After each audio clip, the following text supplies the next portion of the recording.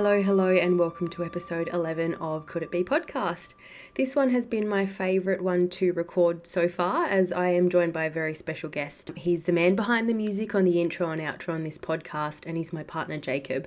So we thought this one might be a good podcast for anyone who is the partner of somebody having breast explant surgery. We just talk about his perspective on it and how he felt about the whole situation when I brought it up with him, and how he provided support to me before, during and after the hospital, and like coming home from hospital and all that kind of thing. If you are having explant surgery, feel free to share this one with your partner. And yeah, I hope you enjoy today's episode. Here it is. Welcome to today's very special episode where I have a special guest on the podcast with me. I'd like to introduce you to my amazing partner, Jacob.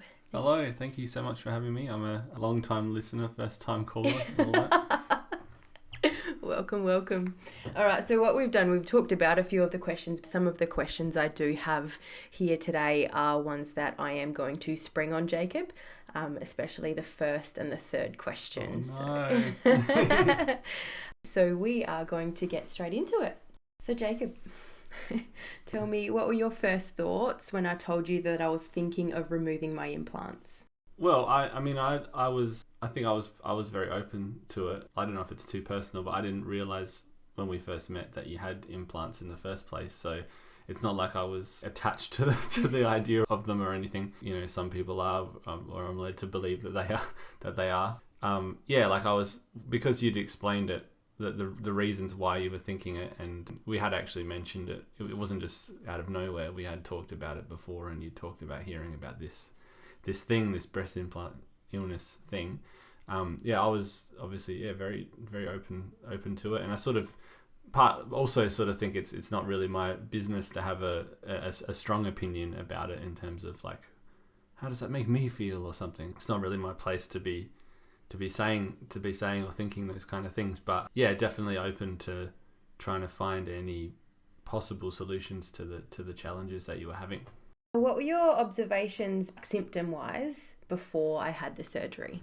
Yeah, well, so a lot of the issues that we were noticing were things to do with physical soreness and achiness and feeling lethargic and that kind of stuff. And that wasn't immediately apparent to me because you're a very active person, and I wasn't actually quite, when we began being together.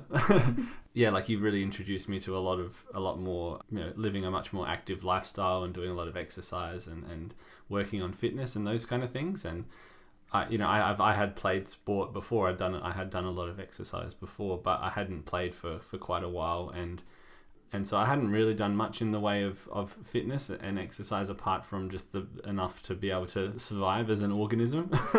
And so, so you were already doing more exercise than I was used to. So it didn't seem to me like that you had too many challenges. It seemed like something that came easy to you. But as we spent more time together, I could see the sort of inconsistency in what you were able to do. So one example that comes to mind is like, we're going on like 1.5 hour, 2 hour hikes, and one time it's an easy thing. We might have even done some exercise earlier in that day, and we're now going on a hike, and everything's going fine. And then we go to do the exact same hike, a few weeks later, and we're having to do like pauses halfway through a climb, or pauses up a hill. So I could see the inconsistency, and it was obvious that it wasn't, we have to do a pause because we haven't done it for a while and my fitness has gone down or something. It was like, no, we're still at the same level.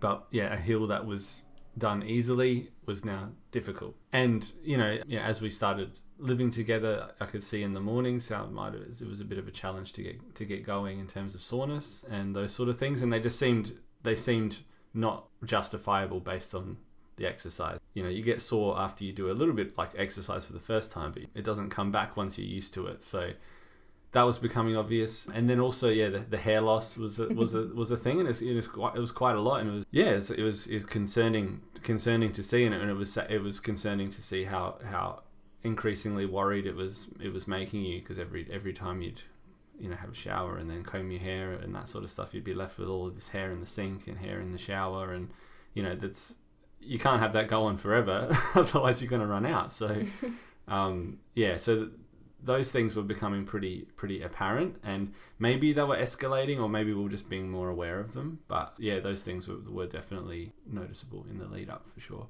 Yeah. This is the other surprise question. Uh-oh. And this is the last one, I promise. Oh, no. Were you ever worried that you wouldn't like the way that I looked after I had my implants removed?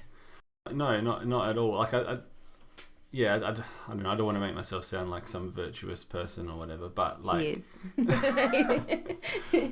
yeah, like I don't know. For me, like a big part of what makes you attractive and attractiveness in general is based on the time that you spend with someone and the sort of world that you build together, you know, and that's a big part of what makes you find someone attractive and then fall in love with them, you know, and that it's something that you've built. It's not the way that it's shown in films where it just like hits you like lightning and it's like, oh, I love this person. And maybe it is for some people, I don't know, but that's, to me, yeah. So it's not going to be something that gets impacted by something like that, and especially something that's been done for well-being and health reasons. You know, it's not going to be a factor that plays into that. You know, we're doing this episode to be like an advice thing, and I think there's definitely relationships out there where physical attractiveness is a huge central part of the relationship, and I don't want to downplay that. Like, I find you very attractive. That, you know, that it's a part of certainly the early days of, you know, when you're meeting someone. That's for sure. But I think it remains quite important for some people. And, you know, so I've known people that, you know, when they're living together, they're still like fully wearing makeup and dressing really sharp when they're at home together.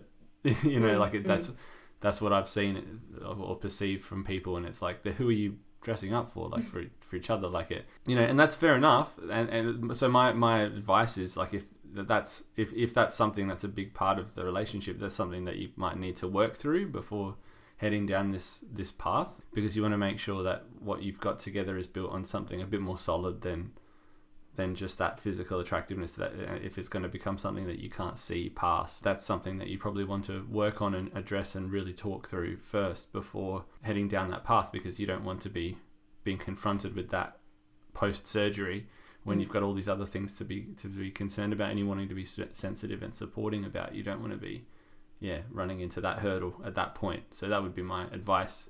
But for me, it wasn't a problem, as I said.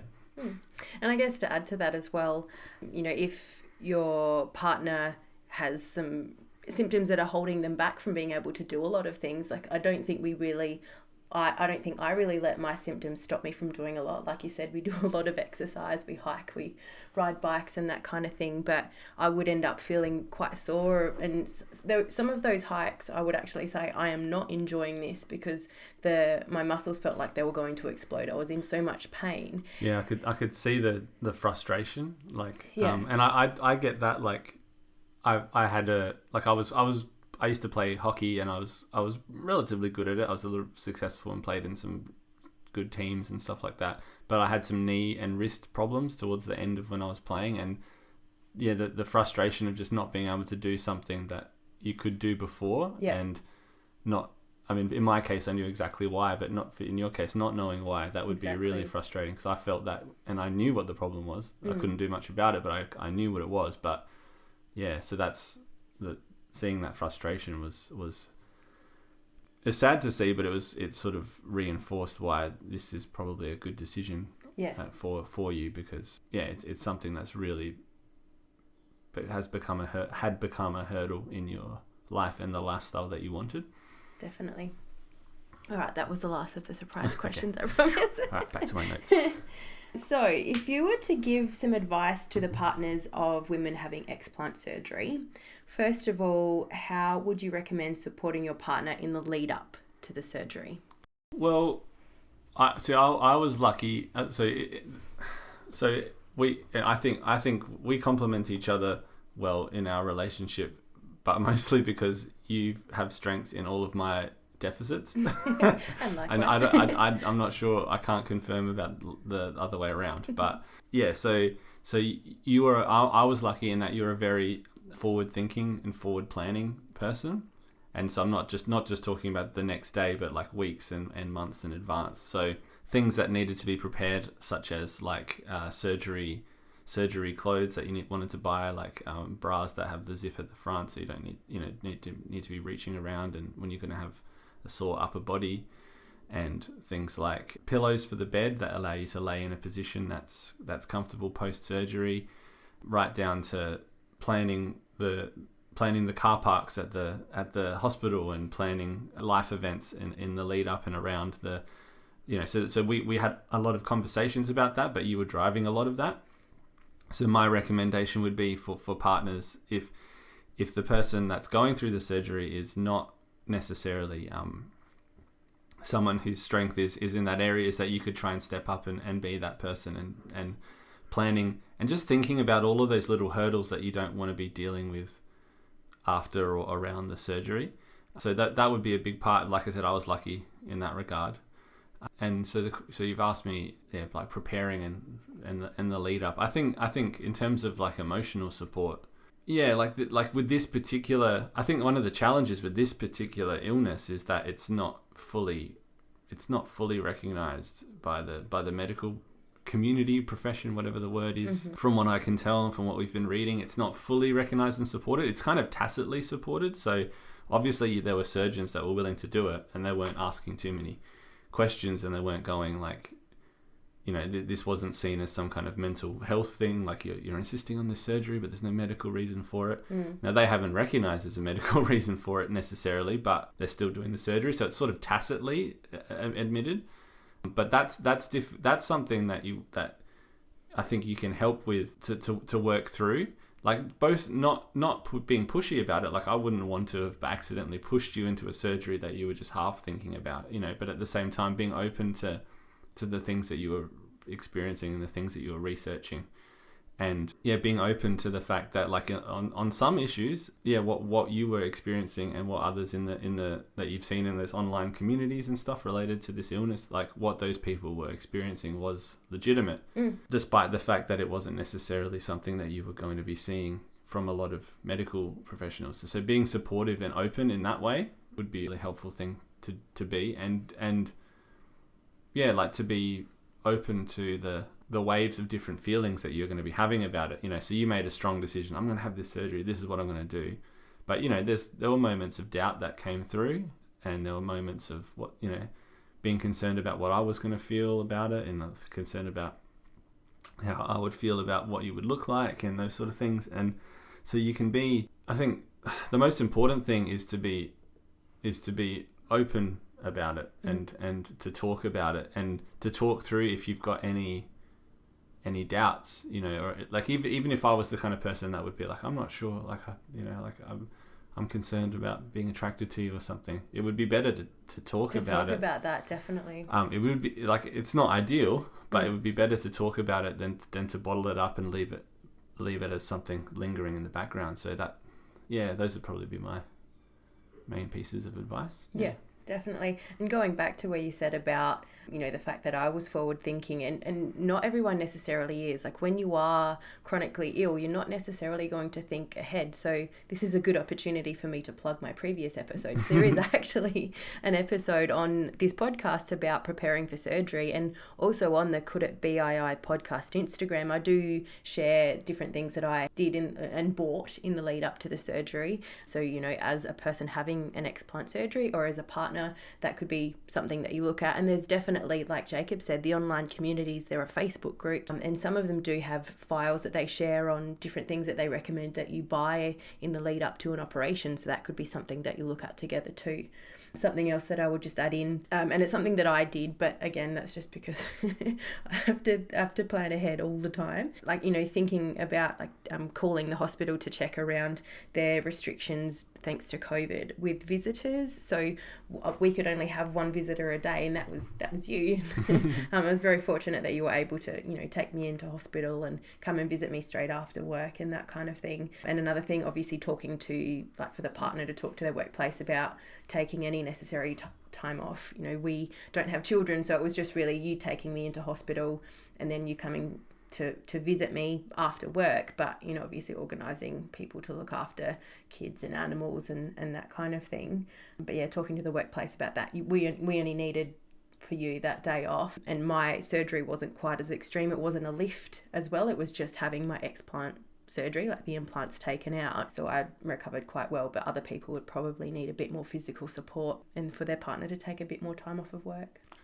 Yeah, and I don't want to say you were lucky, but you've got some personal experience with surgery. Like you're a veteran at this point. So Yeah. I think that certainly that prior experience about how to deal with the lead up and the process and the feelings, like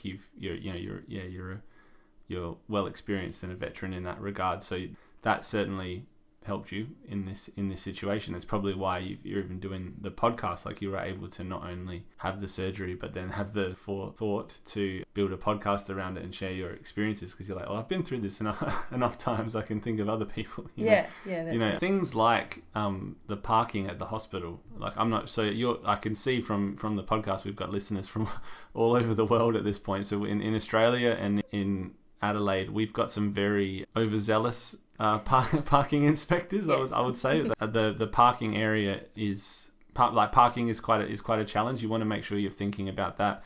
Hospital car parks can have extremely high fees, so we were trying to look for somewhere on the street. It was an awesome hospital that you went to, but it is quite near the major sporting ground that we have in our city. So the parking around that area has got a lot of restrictions because they don't want people parking long term during sporting events. So we had to really think and plan those things. And that's not something you would want to plan on the day. No, when you're nervous enough already. And one thing that we did talk about was if we were running out of time, what Jacob did was he actually dropped me out at the front of the hospital first, went to find a park and called me when he got the park to let me know how far away he would be, so that if it was the actual time where I needed to go into the hospital, I'd be able to go in, check in, let him know where I am, and he can come and find me, just to take away from those nerves. So yeah, I found that super helpful. I was lucky enough to, it wasn't a close park, but there was only a golf course in the way, so I was able to run across the golf course and dodge the golf balls to get there pretty quickly. So it all worked out. Yeah, and we had to think ahead as well, because you had planned to stay in the hospital with me until visiting hours finished at 8 p.m. and it was dark. Like, it's winter in Adelaide at the moment, so also your safety was something that I was thinking about. You're like, no, I'll be fine.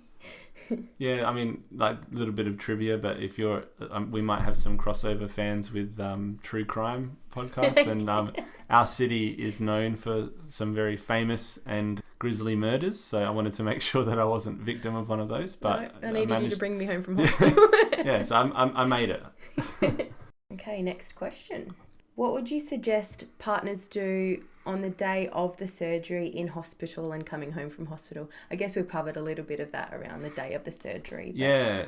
So one thing that I sort of, again, it feels weird to make this about anything about me when it's like you're having the surgery. But I think one of the things that you probably want to do as a partner in the hospital is to just make sure that you've got things on hand to distract yourself. So I brought in a couple of books and I had music to listen to. You know, it's all pretty classic, like books, music, podcasts. But I think that the reason it was important is that, and probably something I wasn't quite expecting, was that when you got handed over to the doctors, that's the moment where you really, like, you lose control of the situation, you know. And it's, you know, when I guess the phrasing I would use is like, when you've got something precious and you want to make sure that that everyone that's going to be caring for or holding or whatever, the thing that you have that's precious, you want to make sure that you trust them and you've vetted them and you know what they're all about, and you know, and that's not something you can really do with doctors, you know. And now we've got some, you've got regulatory bodies and organizations to make sure that everything's fine. And I had faith in that whole process, but it still doesn't feel right.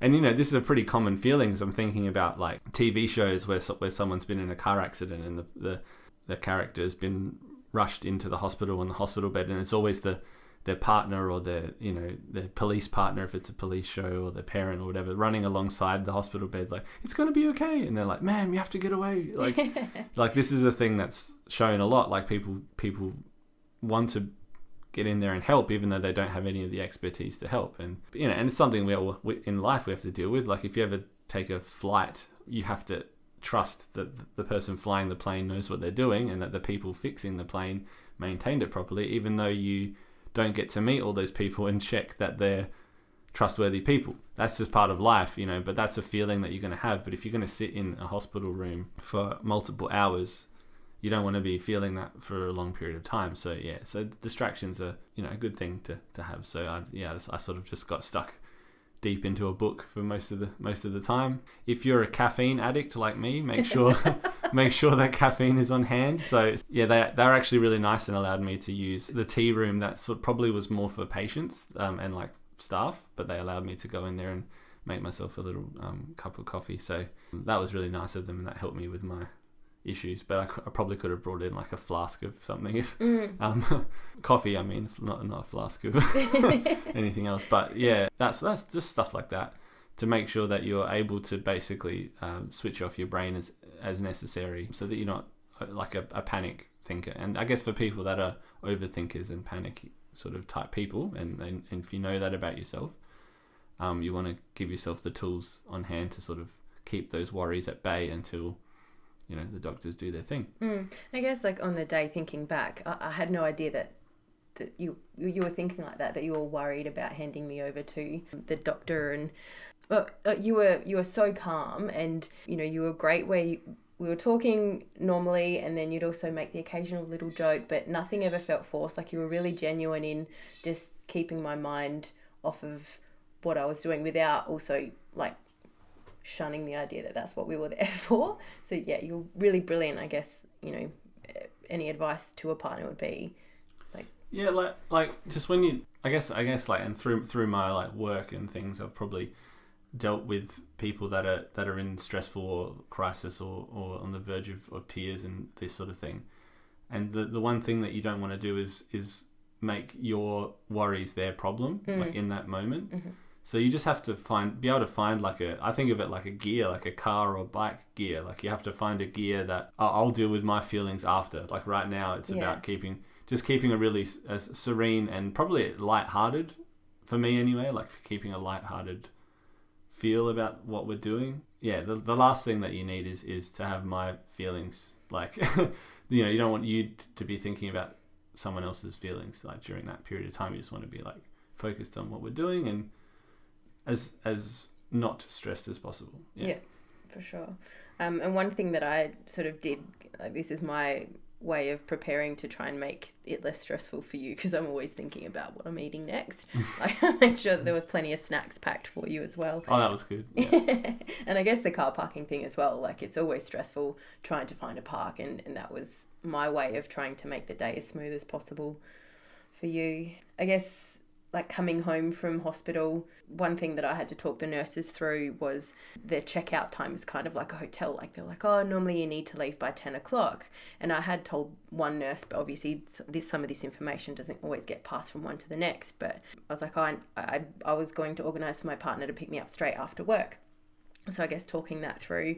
And then the drive home, you were brilliant. I think, like, you're a really careful driver anyway, but any time I have had surgery, it's always been go really slow over any of the spoon drains, over speed bumps, and slow around corners, because after you have like something quite firm in your chest and suddenly you've got these natural soft boobs, you know, every bump you feel tenfold. Like, so I guess for any partner bringing your partner home from hospital, please drive carefully, and even bring a pillow for them just to sit under their chest. I do mention this in the previous episodes, but yeah, and you know, I just put a little bit of thought into the path that we would take home, and yeah, just avoiding. There's a couple of possible speed bumps that we could have gone past.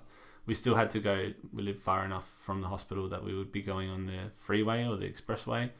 So, you know, we're going 110 kilometers an hour at points, or I'm not sure what that is in miles if you're listening in other countries, but you know, it's pretty quick. So you want to make sure that you're just driving probably a little bit conservatively, mindful of other drivers. Yeah, and that's not something that comes naturally to some people, but you know, my car's old enough that I can't really drive aggressively anyway, so we're all fine. We both drive like nanas and grandpas, so we're safe. So the next question, what physical support would you suggest a partner provides once you are home from hospital?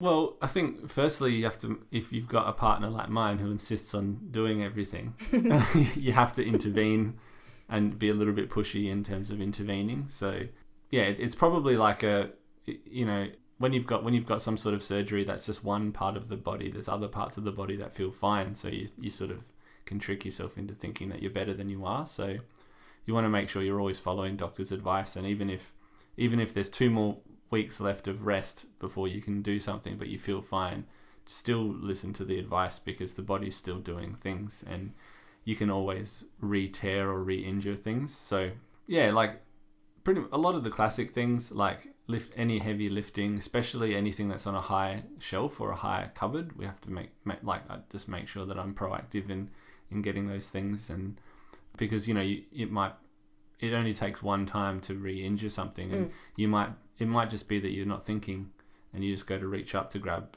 something and then boom, stitches are needed or whatever, so that's something, just be a bit proactive and aware of that. And and things like taking the rubbish out, or the trash, depending on which country you're in, but taking we call it rubbish, taking the rubbish out to the bins and then out onto the road, and that sort of thing you want to be a bit proactive with. And also if you've got any large animals, so we're here living with a large golden retriever dog that is like a polar bear, and if you get her excited, she's just going to storm around the house and knock things over and could bump into you, or she's very well trained, but she does sometimes, she forgets her training when she's excited. So she'll jump on the couch and could knock you and that sort of thing. So making sure not to get her too excited in the wrong place and that sort of stuff.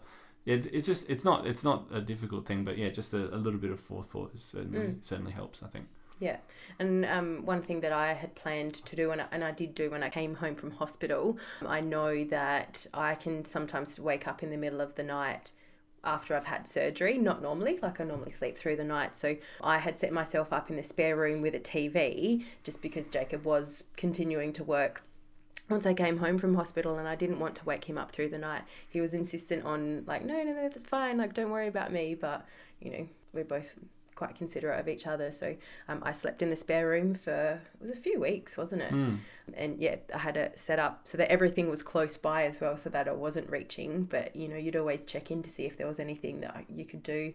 And like on the topic of making sure that you are the person that's reaching up to get anything off of high shelves, where you were going to work and I thought that I might need something from those shelves, I would say like, oh, do you mind grabbing that for me? So I guess be mindful of that, like and like that again, I'm helped because you're thinking ahead. But if someone's not thinking ahead, maybe if you put a bit of thought into you could put take certain things down from a higher shelf that are going to be in regular use. That would be a smart thing, I think. Yeah, for sure.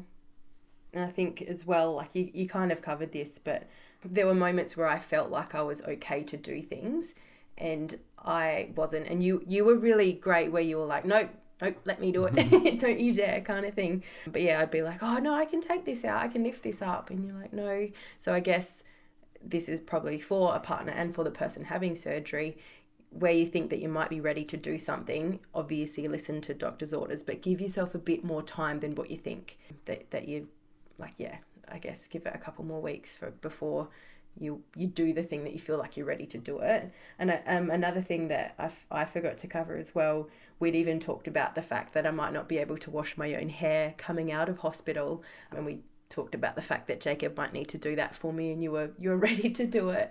But I was really lucky. Like I washed my own hair 2 days after surgery and managed all my self-care on my own. But I guess that's something that some partners might need to help with. And that's very fortunately we didn't have to, because obviously there's showering and washing, but like in some people's situations there's going to the toilet and that sort of thing, and that's something I've seen my parents have to go through at various points, and that's something that it's like especially someone that you care for, but also someone that we're relatively young, we don't see each other as like someone that you need to care for, and that really that would add an element to your relationship that if you're younger, it might not be something that you've had to experience. So that would be a certain something to work through and work through compassionately, because it's, you know, a bit embarrassing and it's someone's pride. It's very very prideful thing, and if you're an independent person, it's not something that you're prepared for. So yeah, like fortunately we've not had to do that. So I'm just talking about nothing that I've experienced, but that would be something to consider as well. Mm-hmm. Yeah, and it just adds an element to your relationship that you wouldn't have had to deal with before. Yeah, for sure. I have one more question for you. Oh no. So what changes have you noticed around my breast implant illness symptoms since I've had the surgery? Yeah, I mean, there's been heaps, and I'm sure they've all been like well documented on the show.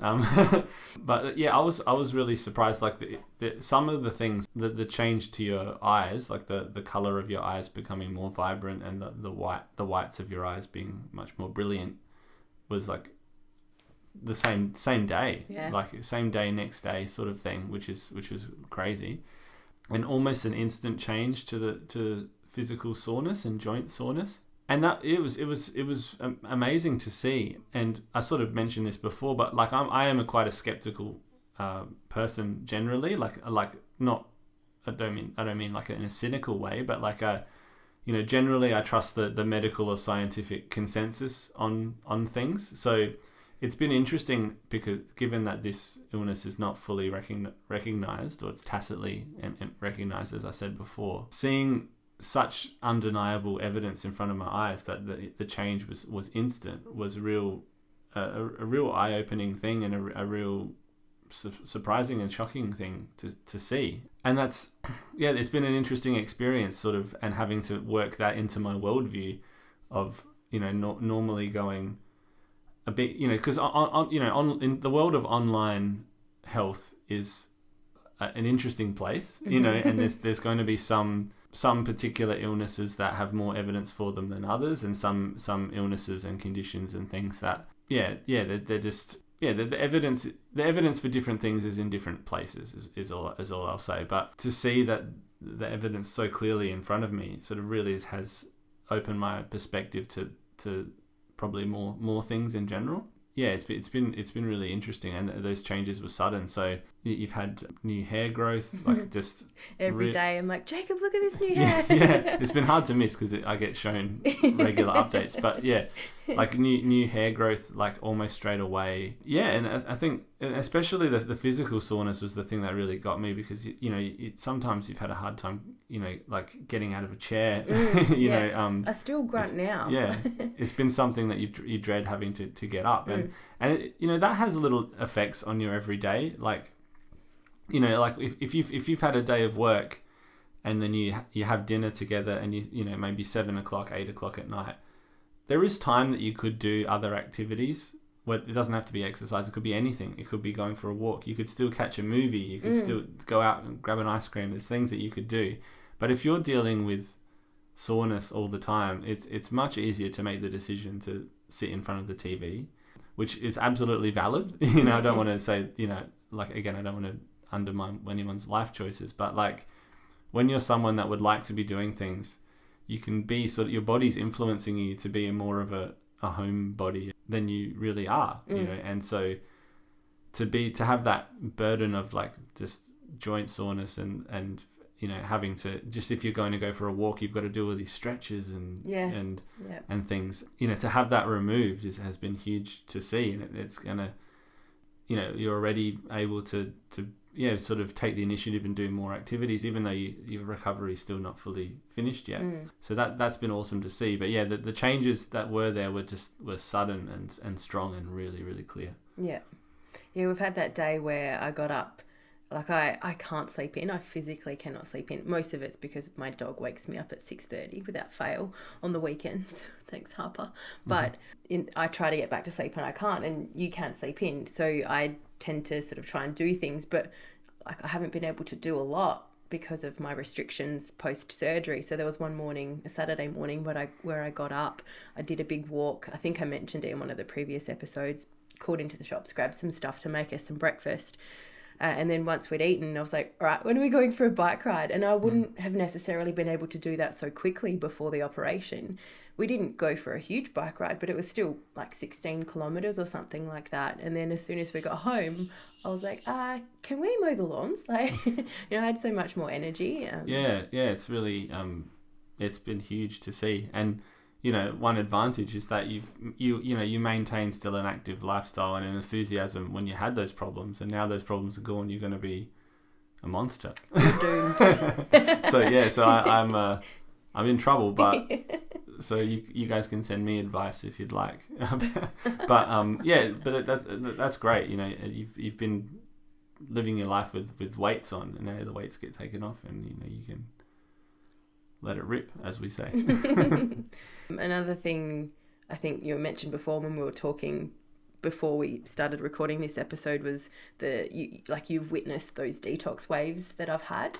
Yeah. So it's not all positives. No, it's not all rosy. It's not linear. So it's like a sort of, it seems to be the same way that a migraine works. Like it comes in a sudden sort of wave, and you can say, oh, it's coming, this is it. And so that's something to think about as well. I guess it's a little bit like, a lot of people when they're on medicines, they'll be weaned off of the medicines because they have addictive properties to them. And whatever was going on with the breast implant illness and the toxins and this, however it works, it seems to be that once that's suddenly removed from your body sort of is a little bit confused. It's been dealing with having XYZ in its system, and it's been doing that for years, and suddenly taken. Yeah, and it's been slowly increasing over time, and now it's gone. And so there's these sort of like moments of like what feels like probably a withdrawal feeling.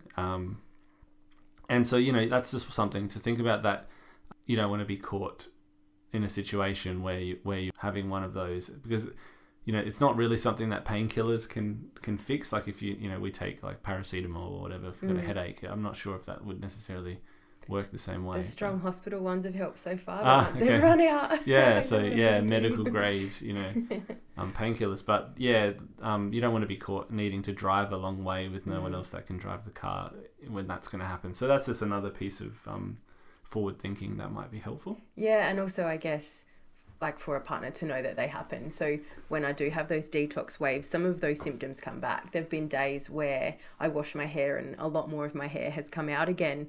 And you were really supportive emotionally when I was like, oh no, like this has happened.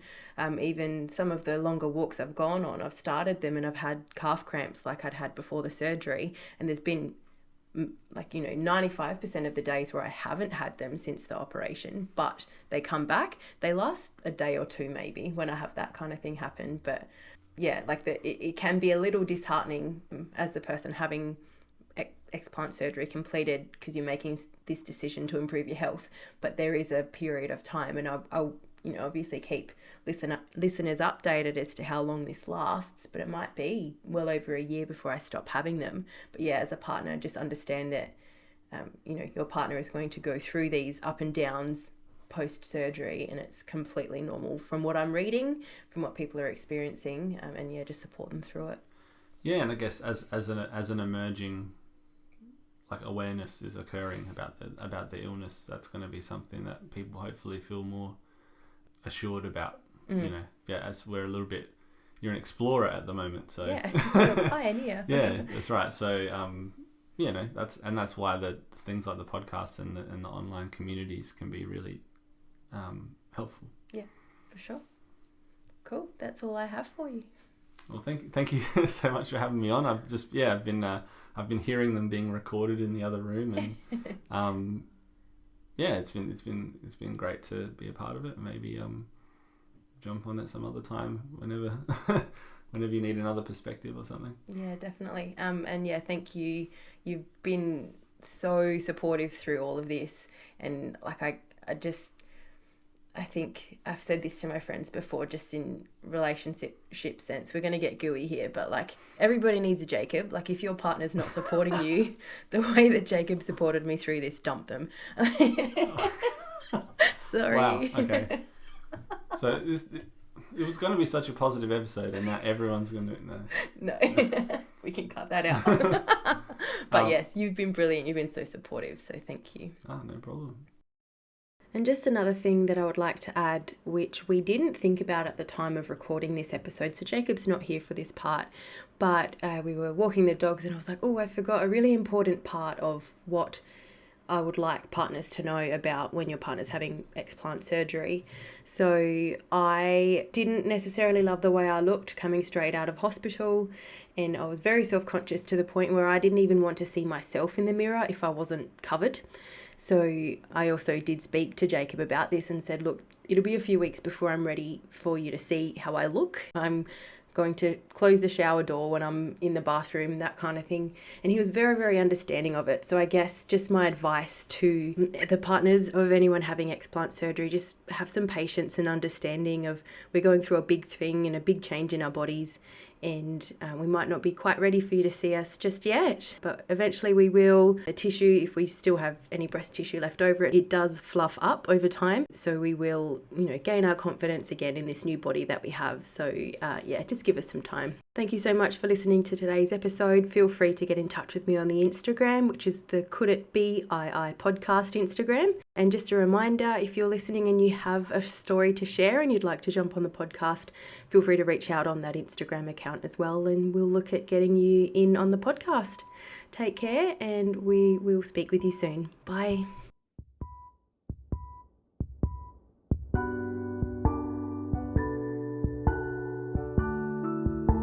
This podcast shares my own experience and research. I'm not a medical or health professional. You can find me on Instagram at Could It Be II podcast. Thank you to my incredibly talented partner Jacob Tengdal for the intro and outro music. All recording, editing and artwork is done by me. Thank you for listening.